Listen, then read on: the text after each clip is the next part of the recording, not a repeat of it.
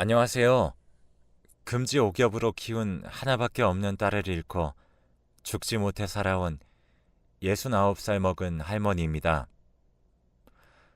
저는 같이 공장에 다니던 친한 언니의 주선으로 남편을 만나고 19살에 식을 올렸습니다. 남편도 공장에서 일하는 사람이었는데 조용하고 무뚝뚝하지만 그래도 성실하고 다부진 면이 있어서 의지하며 살았었네요. 저에게도 나이 차이가 많이 나는 친오빠가 있기는 했지만 저희 오빠는 제가 어렸을 때 바다로 가 뱃사람이 되어 마주친 적이 별로 없어요. 아버지는 제가 어릴 적에 일찍 돌아가셨고요. 그렇다 보니 큰오빠가 생계를 책임지겠다고 그렇게 집을 나서게 된 거죠. 저희 어머니도 큰오빠가 바다로 가겠다고 했을 때 처음에는 난리 하셨어요. 하지만 늙으신 어머니의 딸린 동생들 생각하면 오빠도 어쩔 수 없었겠죠. 그래서 막내였던 저는 아버지에 대한 기억도 오빠에 대한 기억도 별로 없습니다. 그렇다 보니 남자가 어떤지 연애가 뭔지도 잘 몰랐고요. 남편도 숙맥이었죠. 그때는요. 뭐 그때는 다 숙맥이지 않았냐고 하시는데 그래도 그때도 나름 잘 나가고 인기 많은 사람들이 있긴 있었거든요. 그런데 저나 제 남편이나 그런 부류는 아니었죠. 오죽하면 공장에서 언니가 이렇게 말하면서 엮어줬다니까요. 둘이 성격도 비슷하니 잘 어울릴 것 같아. 둘이 만나봐. 이랬다니까요.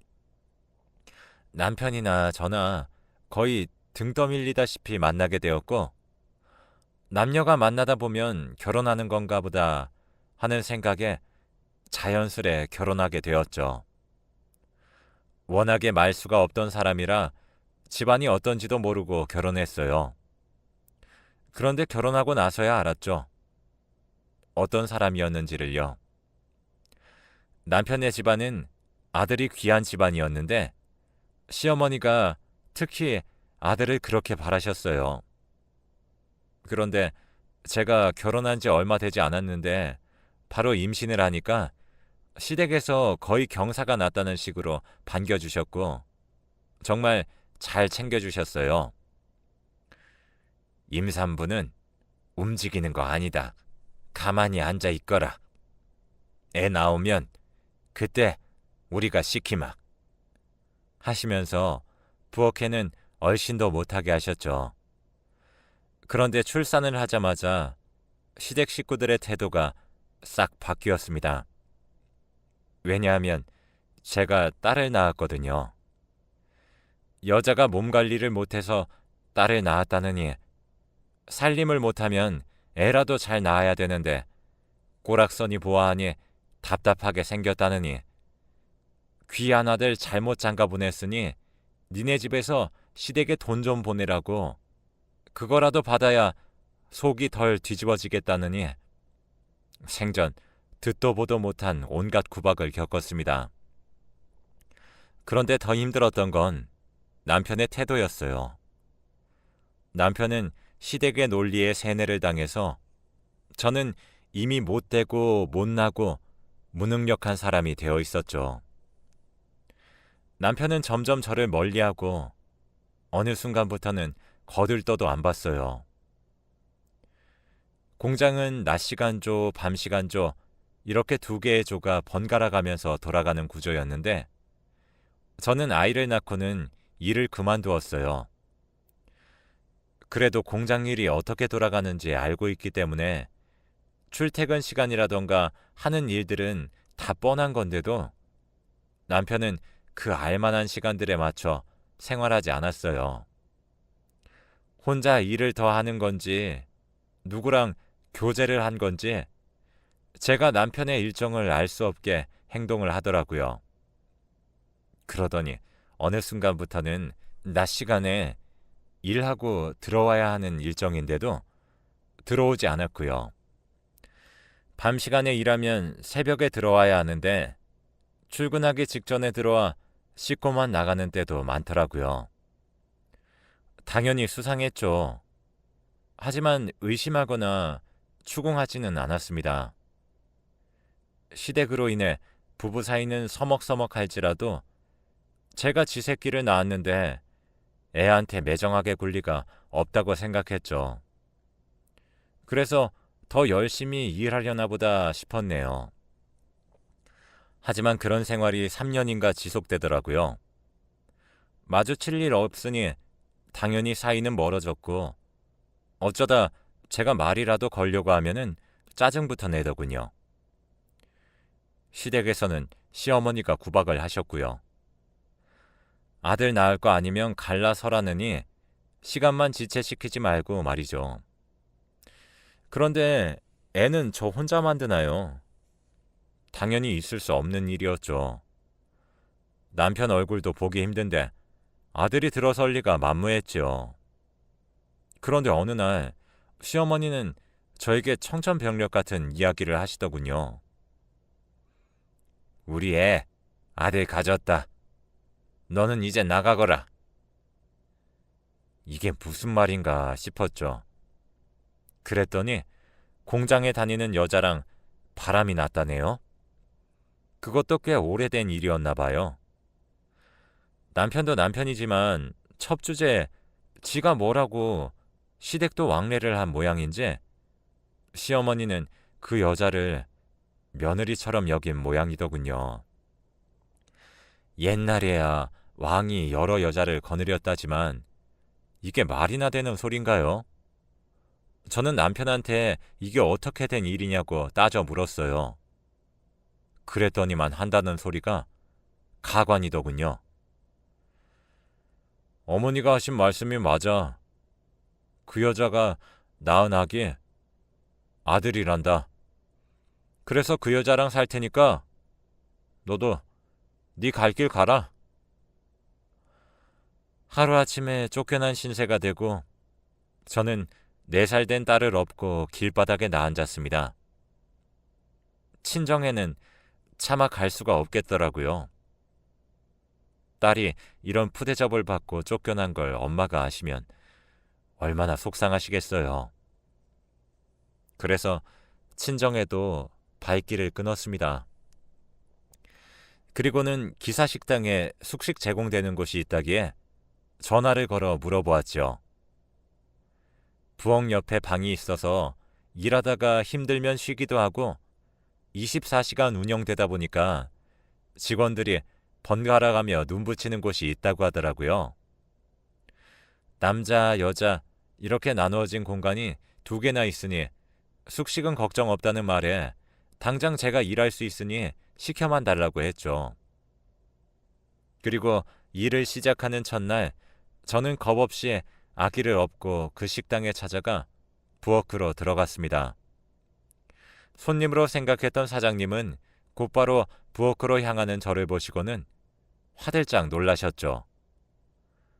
아니, 일을 하겠다는 사람이 애를 데리고 오면 어떡합니까? 사장님, 정말 죄송해요. 그런데 제가 애가 있다고 하면은 사장님이 저를 직원으로 써주지 않으실 것 같아서 염치불구하고 이렇게 왔습니다. 제발 저 좀 일할 수 있게 해주세요. 사장님은 기겁을 하셨지만 제 딱한 사정을 들으시고는 알았다고 하시더라고요. 그러면서 그 2방 옆에 창고로 쓰고 있던 쪽방이 있었는데 2평 남짓되는 작은 방이지만 저랑 아이가 생활하는 데는 괜찮을 거라면서 머물 공간을 마련해 주시더군요. 사장님의 따뜻한 배려에 일하러 온 첫날부터 눈물 콧물을 쏟았습니다. 사장님 덕분에 2평 남짓한 그 쪽방이 저에게는 궁궐보다 편안하고 안락했네요. 그렇게 일을 하면서 아이를 키웠는데 혼자 산 지 2년인가 밖에 지나지 않았을 때 뜻밖의 소식이 들려오더군요. 무슨 소식이었냐고요? 남편의 사망 소식이요. 정말 어이가 없죠? 남편은 저랑 헤어지고 공장 다니는 다른 여자랑 바람이나 살림을 차리고 잘 사는 것 같더니만 원래 시댁이 집안 내력으로 병이 있대요. 그래서 조심히 살아야 한다고 했나 봐요. 근데 남편이 나름 두 집 살림하느라 고생을 좀 한 건지 몸이 무거운 것 같아서 병원에 가봤더니만 혈액암이라는 진단을 받고 얼마 안 지나서 하늘로 가버렸다고 하는 겁니다. 원래 남편 덕볼 생각도 없었고 남편이 애한테 정을 주거나 그런 건 아니었어서 별로 슬프지도 않았어요. 그런데 딸을 생각하니 속상하긴 하더라고요. 저한테는 쓸모없는 남편이었지만 딸아이는 아직 한참 어린 아이인지라 그동안 아빠 없이 살았다고 하더라도 앞으로도 아빠의 손길이 더 필요한 순간이 많을 텐데 아예 아빠의 존재가 사라지는 건 너무 슬프지 않나 해서요. 그런데 이제 와서 그런 게 무슨 소용이 있나요? 애비 노릇 하고 가라고 붙잡을 수도 없으니 남들 몰래 저 혼자 한타만 늘어놓을 뿐이었죠. 그래서 딸에게 아빠의 빈자리를 채워주려고 노력을 많이 했어요. 제 사정을 아니까 식당 사람들도 제 딸을 자신들의 조카처럼 잘 챙겨주었어요. 그래서 저는 염치불구하고 딸에게 말했었죠. 아빠 대신에 식당 삼촌들이랑 배달 삼촌들이랑 사장님이 아빠처럼 항상 지켜주고 있으니 걱정 말아라. 알았지? 그래서 그런지 딸도 식당에서 사람들을 잘 따르면서 잘 지냈어요. 돈을 모아서 집을 마련하기까지는 상당히 오랜 시간이 걸리더군요. 여자 혼자서 애 키우는 게 쉽지 않은 건 사실이지만 딱히 돈 쓸 곳이 많지 않았기 때문에 기를 쓰고 돈을 모은 것도 있었죠.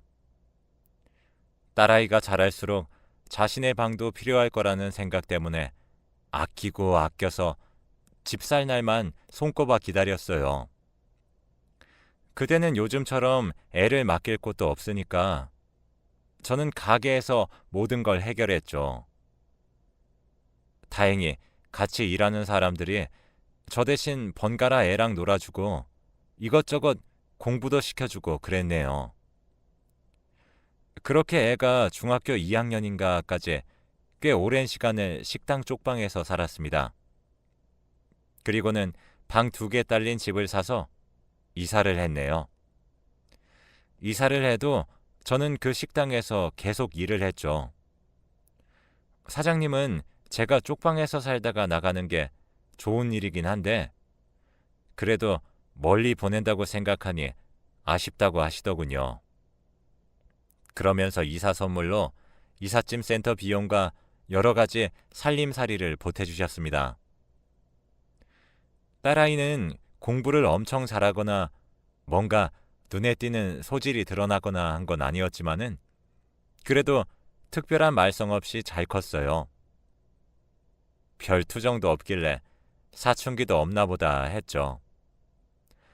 제겐 착하고 예쁘고 속도 안 썩이는 귀한 딸이었어요. 그런데 그렇게 착하고 예쁘기만 하던 딸아가는 고등학교를 졸업하자마자 결혼을 하겠다고 청천벽력 같은 말을 꺼내더군요. 처음으로 딸아이에게 크게 화를 냈네요. 그랬더니 딸이 그러더라고요. 왜 내 인생을 엄마 마음대로 하려고 해? 엄마가 고생하면서 살았으니까 넌 고생시키지 않으려고 하는 거야. 엄마가 고생했다고 해서 나도 고생할 거라는 것은 완전히 엄마 생각이잖아. 내가 잘 살 수도 있잖아. 결혼은 정말 신중해야 하는 거야. 아빠가 그러지만 않았어도 네가 그렇게 힘들게 자라지 않았을 거니까. 오히려 엄마의 그런 생각이 나를 더 힘들게 했을 거라는 생각은 안 해?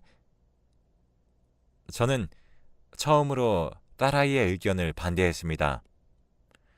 아무리 그래도 졸업하자마자 결혼을 하는 건 결혼에 성공할 확률보다 실패할 확률이 더 크다고 생각했어요. 어리니까 감정적일 수 있다고 생각했으니까요. 게다가 딸이 결혼하겠다고 하는 남자도 딸과 동갑이었으니 둘 다 20살인 거였죠. 둘 다 어리고 아직 경제적인 능력도 없는데 무턱대고 허락해달라고 하니 저는 답답한 노릇이었죠. 물론 그 남자의 부모도 마찬가지였겠죠. 처음엔 저도 고민을 많이 했어요. 그래도 애가 그렇게 좋다는데 어른들끼리 만나서 이야기나 해봐야 하지 않을까, 뭐 이런 생각이요. 그런데 한편으로는 그런 생각이 들더라고요. 부모들끼리 만나서 상의하겠다는 것 자체가 어느 정도 해결 방안을 찾아보자는 것인데, 그럼 애들 입장에서는 같이 극복해 나가자는 긍정적인 의사로 받아들일 수 있겠구나, 그런 생각을 하니 그 남자의 부모 얼굴을 보면 안 되겠다는 생각이 들더라고요. 그리고 저에게 먼저 연락이 오거나 한 것도 아니었고요. 그래서 끝까지 안 된다고 말했죠. 그런데 딸은 제가 반대한다는 이유로 저와 거리를 두려고 했어요. 방 안에서 나오지 않으려고 하더라고요. 잘 설명하려고 했지만 딸아이는 제 말을 들으려고조차 하지 않았고, 저와 생활 패턴을 반대로 하는 등 저와는 전혀 마주치지 않으려 했습니다. 제가 식당에 아침 근무를 하러 나갔다가 저녁 때쯤 들어오면 딸은 제가 집에 오자마자 밖으로 나갔습니다. 밤에 나갔다가 새벽에도 들어오지 않았고 어디서 밤을 꼬박 새우다 오는 건지 아침에 제가 출근하러 나가면 그제서야 들어오더라고요. 정말 미칠 노릇이었죠. 남편과 이혼했을 때보다 딸과 그렇게 지내는 시간이 더 힘들었을 정도니까요. 폭삭 늙는다는 느낌이 뭔지 정말 확실히 알겠더군요. 그렇게 3년을 딸과 말도 안 하고 지냈습니다. 그런데 어느 식당으로 건장한 청년이 들어오더라고요. 정중하게 저를 찾으면서 인사드리고 싶다고 하더라고요. 누구냐고, 무슨 일로 찾아오셨냐고 물었죠. 그랬더니 딸이 알려줬다고 하면서 제 딸과 결혼하고 싶다고 하더라고요. 그 남자는 무슨 일을 하고 있고 어떻게 살아왔는지 차분하게 설명해 주더군요. 그 남자는 조그마한 가게를 운영하고 있는 사람이었는데 딸아이와는 13살이나 차이가 난다고 했습니다. 나이가 어린 남자와 20살이 되자마자 결혼을 하겠다고 했던 것도 싫었지만 이번엔 나이가 많은 남자와 결혼을 하겠다고 하니 그것도 마음에 걸리더군요. 그런데 그것보다 더 마음에 걸렸던 건 그 남자의 성장 환경이었습니다. 그 남자는 자신이 고아라고 하더군요. 아주 어릴 적에 부모님이 이혼을 했고 둘 다 아이를 키우지 않겠다고 하여 부모로부터 버려졌다고 해요. 그래서 외할머니 손에 자랐는데 할머니가 중학교 때 돌아가시고 나서는 혼자 생활했다고 하더군요. 사연을 듣고 보니 이 남자도 안쓰럽긴 한데 그래도 부모도 없는 사람과 결혼을 시킬 생각을 하니까 그것도 또 갑갑하더군요. 저도 형편이 여유로운 편은 아니니까요. 그래도 저는 허락해 주었습니다. 많은 이야기를 나눈 건 아니었지만 그래도 저도 나름 나이를 먹고 사회생활을 하다 보니까 사람을 보는 눈이라는 게 생겨나잖아요. 그런데 그 사위가 될 사람은 저에게 싹싹하게 굴거나 하는 것은 아니더라도 제 딸을 고생시킬 것 같지는 않더라고요. 그래서 예비 사위에게 말했습니다. 자네가 오랜 시간 동안 고아로 자라서 힘들었겠지만 앞으로는 내가 자네의 마음의 짐도 좀 덜어줄 테니 부담 갖지 말고 한 식구가 되어봅시다. 그렇게 결혼을 허락하니 딸도 다시 돌아왔습니다. 그동안 속 썩여서 미안하다고 하면서 저를 부둥켜 안고 울더군요. 딸이 다가오니까 그동안 속상했던 일도 마음이 많이 풀렸고 딸을 이해하려는 노력도 생기게 되더라고요. 그렇게 결혼식을 준비했고 신혼집을 알아보고 있는데 예비 사위가 그래도 나이가 있어서 준비를 잘 해놓은 모양이더라고요. 본인 명의로 된 집이 있으니 집은 걱정 안 하셔도 된다고 하더군요. 그나마 한시름 덜었네요. 딸의 결혼식을 마치고 딸과 사위는 신혼여행을 갔습니다. 딸을 보내놓고 혼자 덩그러니 집에 있는데 기분이 이상하더라고요. 결혼식 날만 해도 괜찮았는데 갑자기 뭐랄까 마음 한켠이 텅 빈 느낌이더라고요. 신혼여행을 갔다가 집으로 오는 것이 아니니 이제 딸이 쓰던 작은 방은 비어있게 되겠구나. 이런 생각에 괜히 눈물이 나오는 거 있죠? 아무튼 그렇게 둘을 보내놓고 저는 혼자 씩씩하게 잘 생활했습니다. 가끔 외롭고 힘들 때면 가게 쪽방에서 자고 오긴 했지만요. 그런데 이런 제가 외로워 보였는지 딸은 제게 선물이 있다며 이야기를 꺼내더군요. 무슨 선물인가 하니 바로 손주 소식이었습니다.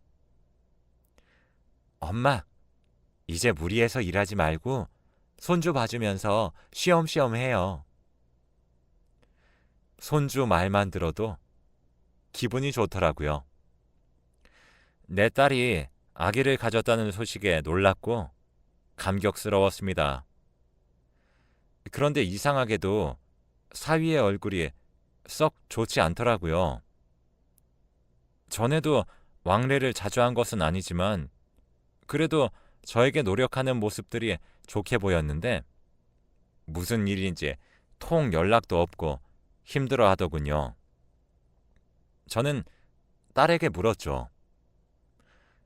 최서방, 요즘 무슨 일 있는 거야? 요즘 가게가 바쁘대? 남자들은 여자가 임신하고 그러면 책임감이 갑자기 커져서 도망가고 싶어하고 부담을 느끼는 경우가 있다는데 최서방이 그런 거 아니야? 글쎄, 그런 건 모르지. 근데 신경 쓰지 마. 내가 알아서 할게. 그래도 어떻게 신경을 안 쓰겠어요. 신경이 곤두섰죠. 그런데 아니나 다를까 사위는 저와 제 딸을 배신하고 말았더군요. 딸이 임신 8개월 때 사위는 우리 딸을 두고 도망을 가버렸습니다. 사위가 사놓았던 집은 팔아버렸고 새로운 집주인이 들어와 임산부인 우리 딸에게 나가달라고 사정을 하더라고요. 정말 청천벽력 같은 일이었죠. 저는 땅을 치고 후회했습니다. 한 번 더 말려볼 걸. 부모 없이 자라도 바르게, 곱게, 훌륭하게 자란 줄 알았고 경제적으로도 어느 정도 괜찮다고 생각했는데 제가 너무 대수롭지 않게 생각하고 결혼을 시켰나 싶어 후회가 되더라고요. 자다가도 사위 얼굴이 떠올랐고 저는 정말 너무 괘씸하고 답답하고 그렇더라고요. 아니 어떻게 나이도 있는 사람이 그렇게 책임감이 없을 수가 있을까요? 오히려 제 딸은 담담했습니다. 그래도 내 새끼인데 어쩌겠어. 내가 잘 키워야지 뭐. 딸은 금방 어른이 된 것 같더라고요. 딸은 얼마 후 딸을 낳았습니다. 아기가 어찌나 작은지 손녀딸을 품에 안고 살랑살랑 흔들며 걸었네요. 너무도 작은 것이 참으로 사랑스럽고 귀엽더군요. 딸은 아이를 낳고서는 저에게 부탁을 했습니다. 엄마, 내가 엄마가 되어보니까 이제 좀 알겠다. 애가 이렇게 작고 예쁘구나. 나도 이 아이를 위해서 열심히 살아봐야겠다는 생각이 드네. 엄마, 나 일해서 돈 벌어서 엄마처럼 내 힘으로 내 딸을 키우고 싶어. 엄마가 옆에서 좀 도와줄 수 있지? 아무렴, 그렇고 말고. 걱정하지 말고 지금은 일할 생각보다는 몸조리에 신경 써야 할 때야. 지금 관리를 잘해야 건강하게 일할 힘도 생기는 거야.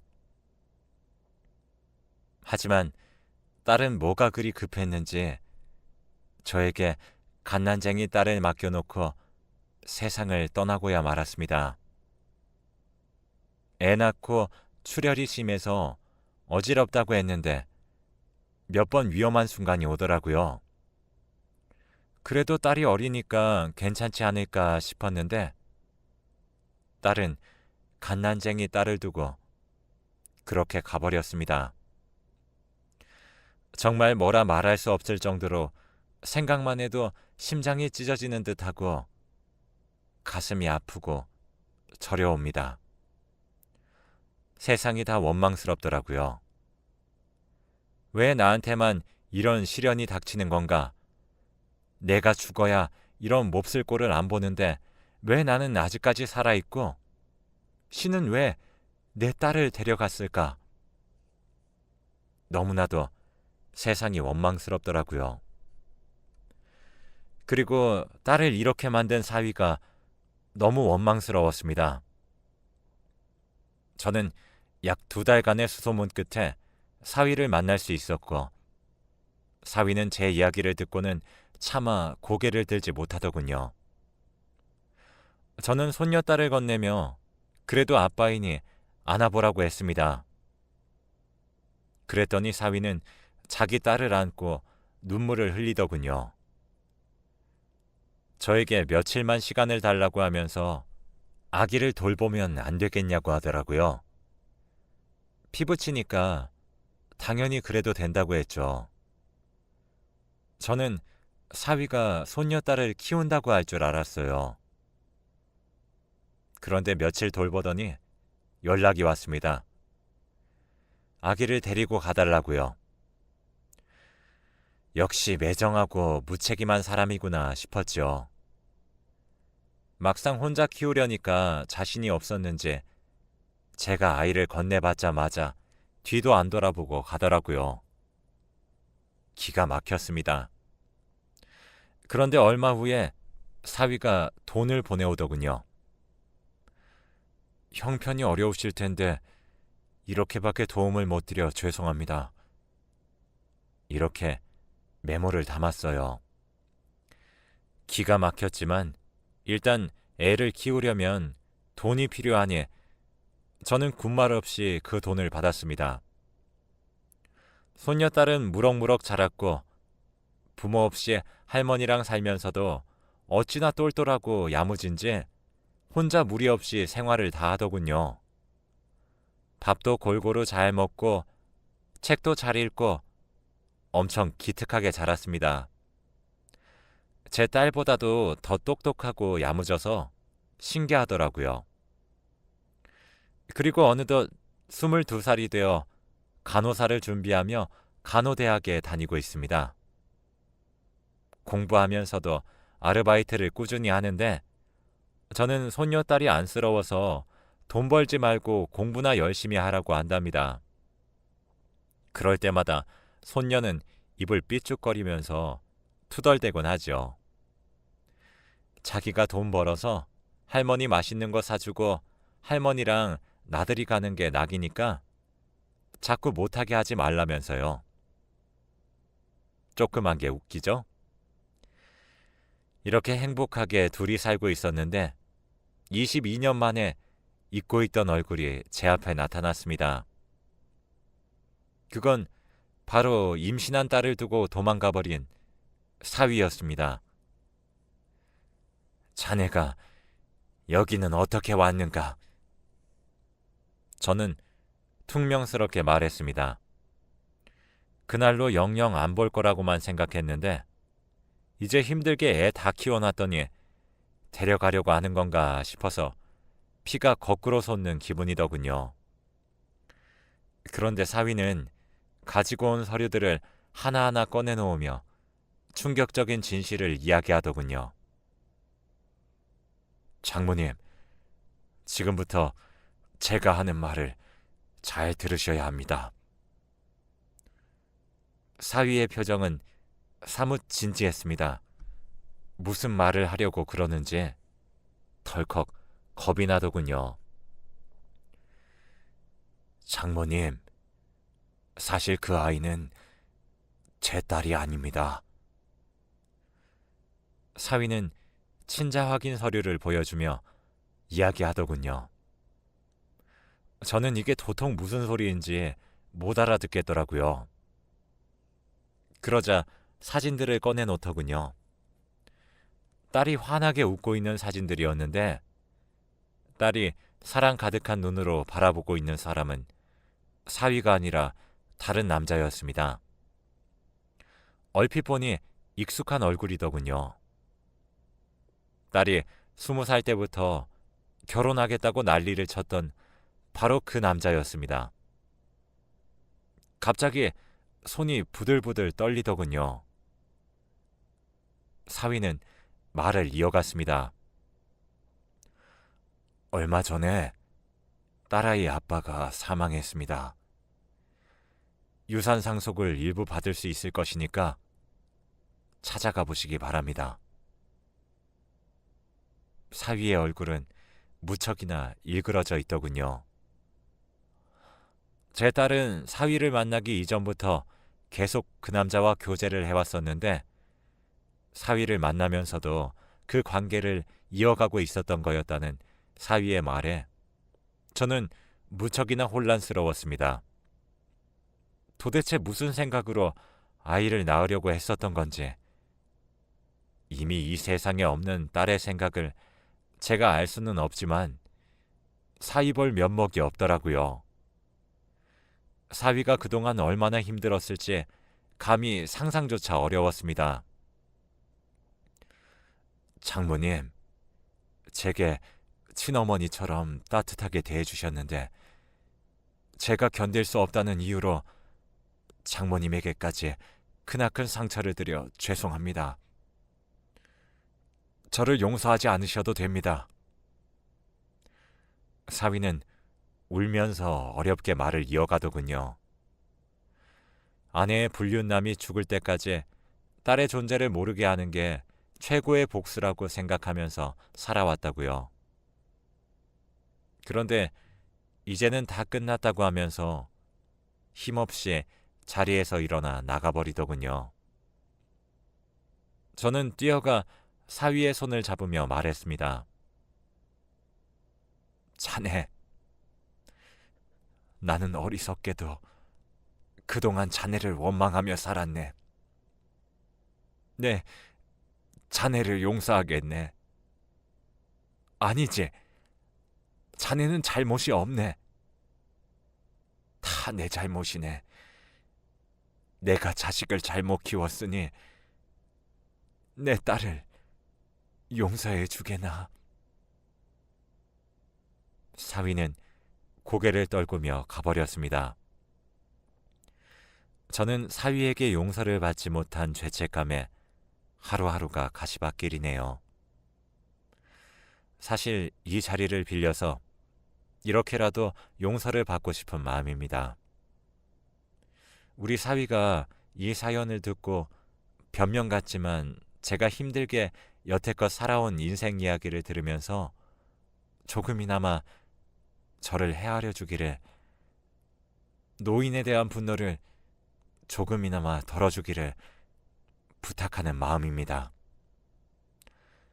긴 이야기 들어주셔서 감사합니다.